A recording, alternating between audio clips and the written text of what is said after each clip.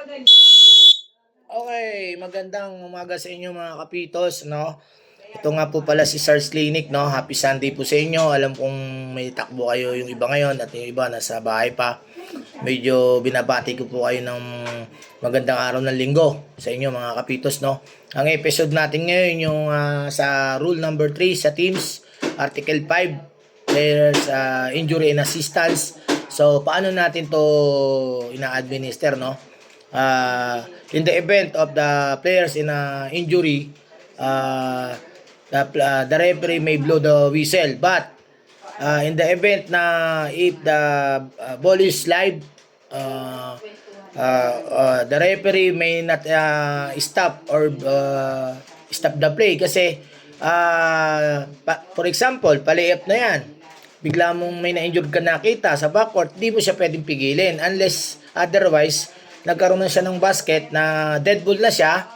Then nagkaroon siya na for example na team may control na uli yung isang player papunta sa kanilang goal. Tsaka pagka merong held ball na nangyari, so dyan lang natin pwede siyang ihinto mga kapitos. Or meron tayong tinatawag na immediate na open wounds na alam mo naman pag ganun sir, yun po mga kapitos, ma'am, nakikinig nating mga baguhang referees, no? Pag may nakita ka ng open wounds at na talagang kailangan ng ihinto, so at wala naman kayo nakikitang disadvantage, lalo pwede nyo po hinto yung ating play, no? Kasi to protect the player, no?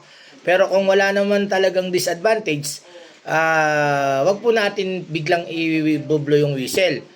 Pero mga kapitos, gaano po ba katagal ang tinatagal ng isang player kapag siya ay na-injured?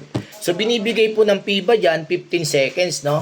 Pero kapag yan ay pinasok po agad ng kanyang mga teammate, coach, assistant coach, mawawala na po yung binigay na pribilehe yung 15 seconds. Automatic po, papalitan na po siya.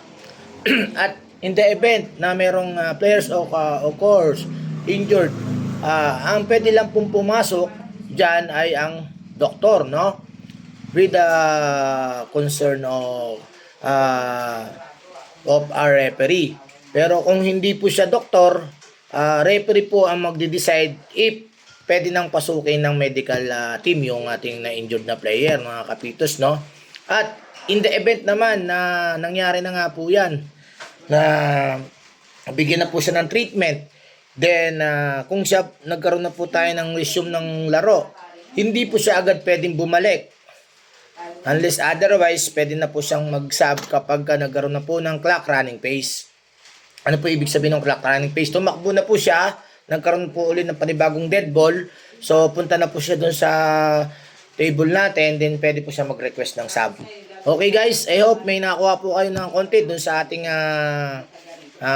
players, injury and assistance sa Article 5. Thank you very much po and God bless you all. Bye-bye.